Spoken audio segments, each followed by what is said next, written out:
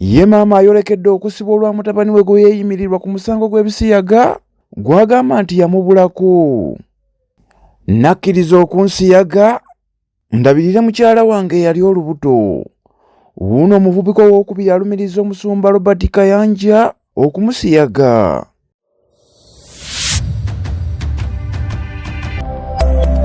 Eno ye Magala TV, okumanya we kutandikira. Atulaba ku Magala TV nyongera okujjukiza nti tukyagenda mu maaso n'omusango gw'omusumba Robert Kayanja. Naye nga teweerabirwa nti abatuteekamu ssente be bannaffe aba Woolly Property Management and Real Estate, abo nno nga batuteekamu akasente balungi mu kugula n'okutunda poloti oba amataka. Oyagala kupunta ttaka lyo weekwate aba Woolly Property Management and Real Estate. Basangibwa wali eri e Kasubi opposite the right kindergarten and primary school. Oba osobola bakubirawo ku namba eziri wansi awo ku screen yo ezitambula aba right the world kindergarten aba Woolly Property Management. Wabula ono musumba yaddamu Alex nti gwe Kawakamala olina ekyejo, njagala nkukubemu kikuggwemu. Abatuwuliriza nkukubemu ekigambo kino musumba kye yakozesanga. Wakamala agamba akitegeeranga nti kusiyaga, njagala nkusiyage. Akitegeera musumba bwate bwe yamugamba nti olina ekyejo njagala nkukubemu. Oluvannyuma yayita Kolini ndowooza naye yali mukozi oba muweereza ku kyaki okwo, naye bambi Kolini ndowooza yakazanyo yali yakategeera dda. Alex agamba musumba yayita Kolini n'amugamba beekiisinge. Kolini n'amugamba sisobola musumba, omusajja munnange. Ekyo bwe kyagaana omusumba era n'agamba Alex asiyage Kolini, oba ggwe weebake Kolini akukubemu. Bane muwulira ensi gye tulimu. Omusumba yagamba abavubuka abato okubeera nga beesiyaga. Awo Kolini n'amugamba nti obusajja bwe tebuyingira oba tebuyimirira. Kolini bw'ati bwaddamu omusumba. Nemugamba musumba obusajja bwange tebuyimirira, ng'agezaako mugamba ndowooza obwange bwafa. Musumba yajja n'atukwatirira obusajja. Tebuyimirira kankwatirire tulawo tebuyimirire. Musumba yajja n'abukwatirira. Oluvannyuma Wakamala yagamba musumba gwe abankubamu bw'oba onampa ssente. Jjukira Wakamala alina ekizibu kya ssente. Baganya omuwa ssente, ayagala ssente. Omukazi ali lubuto alina ebyetaago bingi. Wulira wano atendewalirwa. Agamba musumba gwe abankubamu bw'oba onompa ssente. Bambi Wakamala atuusa akkiriza, awadde musumba olukusa amukubemu asobole omuwa ssente agende ayambe mukyala we. Oluvannyuma Wakamala yayingiza akasolo mu Kolini. Abatulaba oba bawuliriza mujja tusonyiwamu. Obujulizi buno bwe butwe bwaweereddwayo. Yayingiza akantu ke mu Kolini. Oluvannyuma Kolini yagamba musumba nti Wakamala ekitwe kye kinene. Abatuwuliza Wakamala atugambye bambi yasonsekayo ekitundu ky'ekyama kye emabega wa Kolini. Kolini wuuyo alaajanira musumba nti Wakamala munene. Ebyembi bisekerwa. Obwo nno obujulizi buleeteddwa Wakamala Alex ng'alumiriza omusumba Robert Kayanja okubeera nga yamusiyaga. Agamba Kolini yafuluma woofiisi, nze n'angamba nziggyemu engoye. Anti gwe wagambye oyagala ssente. Wakamala bw'ati bw'agamba. Kolini we yafuluma musumba n'amugamba aggyemu engoye. N'angamba neebake. Musumba olwagamba Wakamala weebake kafaliso. Oluvannyuma musumba n'amusiyaga. Wabula Wakamala atenda obulumi bwe yayitamu abaali awo Abibu Kalifa n'ayingira mu ofiisi n'asanga Musumba Kayanja ng'amusiyaga. Kalifa oli gwe nkugamba ye yatuwa obujulizi luli nga Musumba era naye ng'alumiriza Musumba okumusiyaga. Kati Kalifa ayingira mu ofiisi ya Musumba asanga Musumba asiyaga Alex. Abatuwuliriza oba batulaba ku Magala TV, oluvannyuma Alex yasaba Musumba akozeseeko ku kinaabiro kye.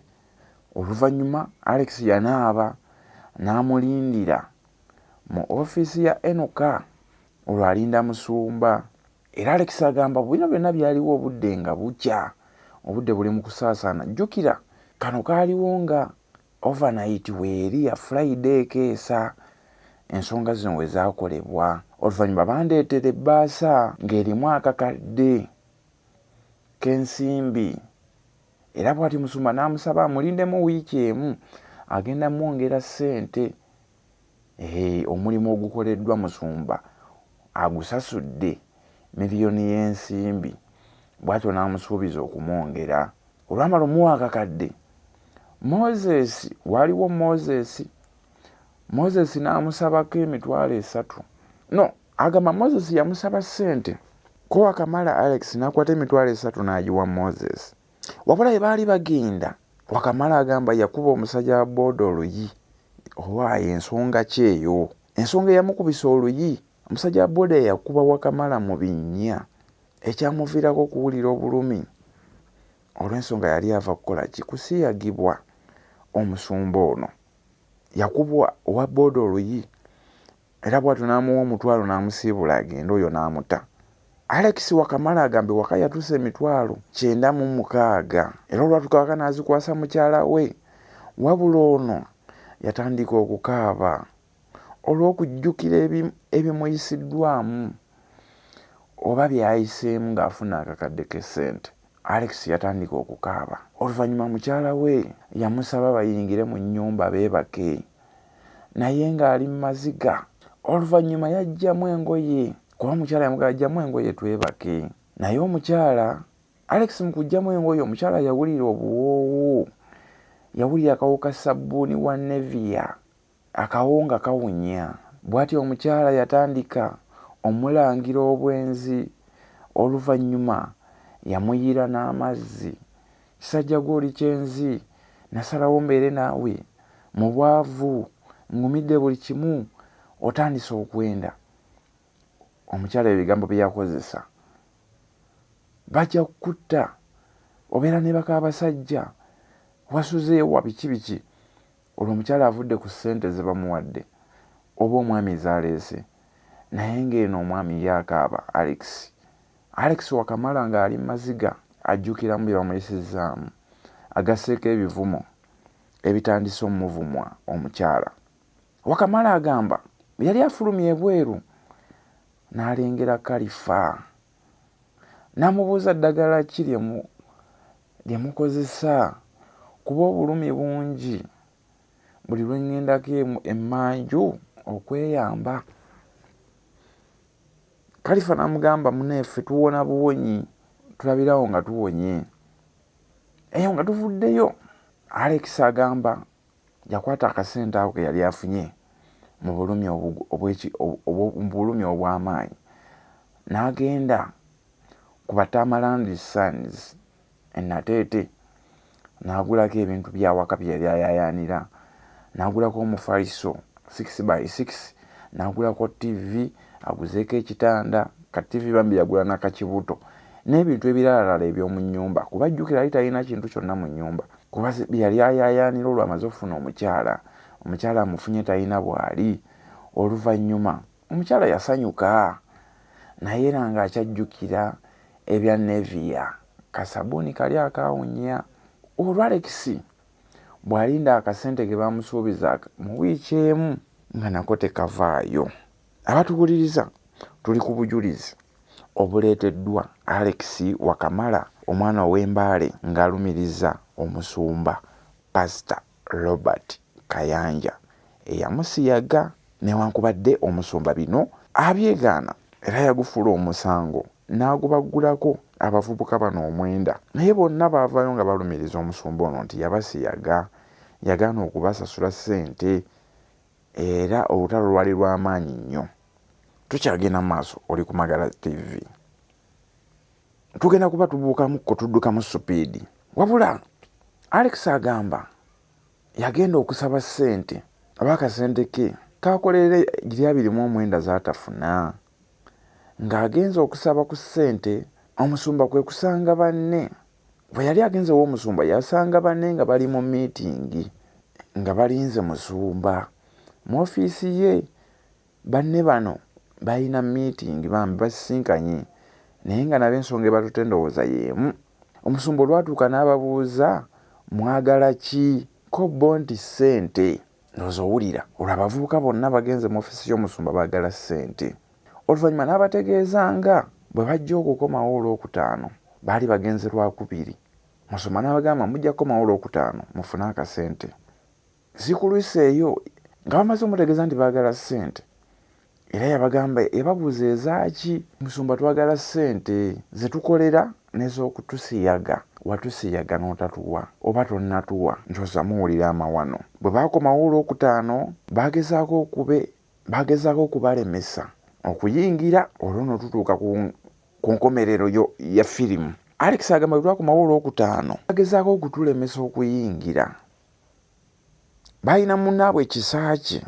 Kisaaki oluvannyuma yayitibwa n'aweebwa ssente obukadde 2. Bw'atyo n'ayomba. Waliwo munnaabwe Kisaaki yamuwulira ng'aweebwa ssente, n'ayomba nga bwe ziri entono, era n'abalangira nga bwe baamusiyaga. Oyo naye yafuna akasente, naye kaali tekamala kusinza kwakwe yali asuubira. Wabula bano baalemesebwa okuyingira, era bwe batyo ne batulugunyizibwa, era baakubibwa nga batuuse ku geeti.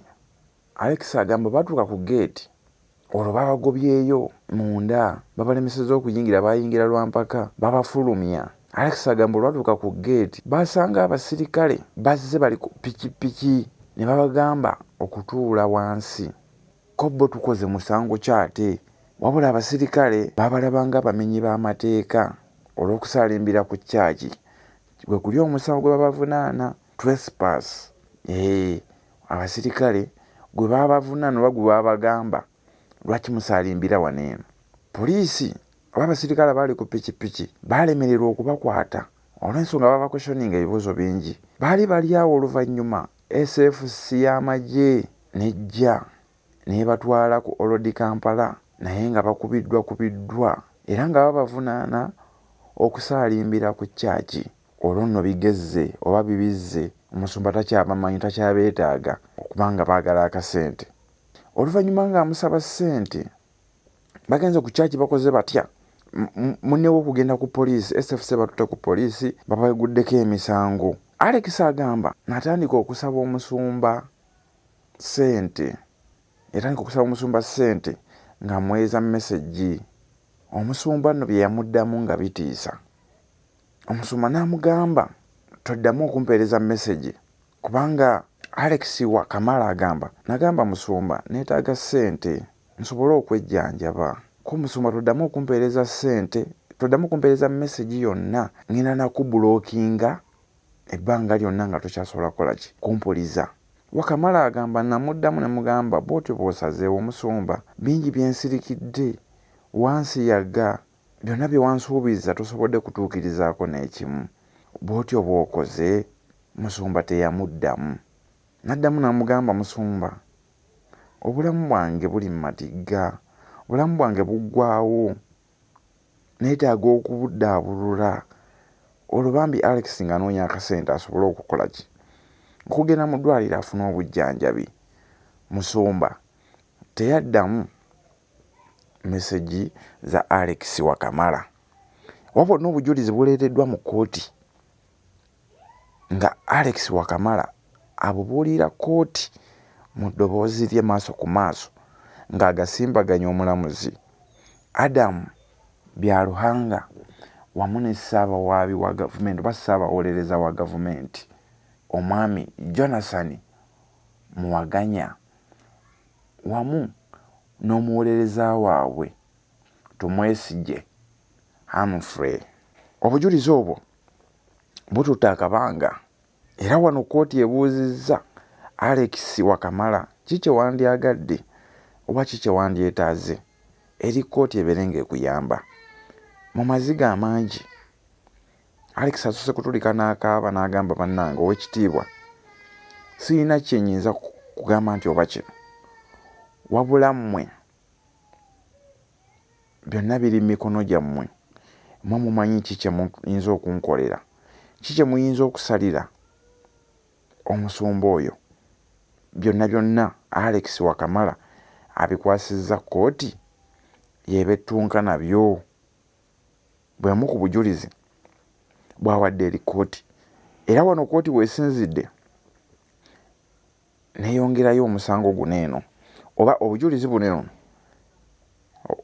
okutuusa bweneewulira obujulizi bwonna ne buggwayo era nga yakuddamu okuwulira obujulizi obuleetebwa ng'ennaku z'omwezi 5 omwezi ogw'omwenda. Tujja kuba tukutuusaako obujulizi bwonna. Wabula ekyembi wabaddewo n'omukyala omu, wabaddewo omukyala Namugga Prose ono ng'alina omwana gwe yeeyimirira oba mutabani we yamweyimirira Tumwine Moses. Oyo nno anoonyezebwa yagaana okukomawo eri kkooti yabula. Omukyala ono ajulidde okwebaka mu kkomera eruzira emyezi 6 oba okusasula miliyoni 2 ze yeeyama ng'omujulizi bwe yali yeeyimirira mutabani we. Wabula omukyala ono ategeezezza kkooti nga omwana we yamwewaggulako bambi n'abula n'adduka era nga tamanyi na gye buli kati wawaali. Wabula omukyala akaabye amaziga bw'awulidde ekyokumutwala eruzira yeebakeyo okutuusa nga mutabani we alabise oba okusasula miliyoni 20 zategeezezza omulamuzi Adam Byaruhanga nti taziina mukyala munaku awedde emirimu. Tukyali ku bujulizi bw'abavubuka omwenda obulumiriza Pastor Robert Kayanja owa Church ya Miracle Center esangibwa mu bitundu by'e Rubaga. Weekumire ku Magala TV, tukyagenda mu maaso okutuusaako byonna obujulizi bwonna obuleeteddwa. Wabula nagambye nti obujulizi buno eno tujja ba tubukunnyonnyola mpola mpola nga bwe buleeteddwa. Wabula tujja kulabako ku bifaananyi ebyo ng'amaloboozi oba gakwatiddwa direct oba tukuleetere Wakamala ng'ayogera oba Kalifa ng'ayogera olw'ensonga nti kkooti ekyo yakirimitinga tennaba kutuwa lukusa kubeera nga tufiriiminga ebintu ebyo face to face. Sigala ng'okyali ku Magala TV okumanya wekutandikira. Genda osubscribinge, ofollowinge, osharinge Facebook, Instagram, YouTube, TikTok. Kwetuli okubeera nga tukuweereza ku buli nsonga.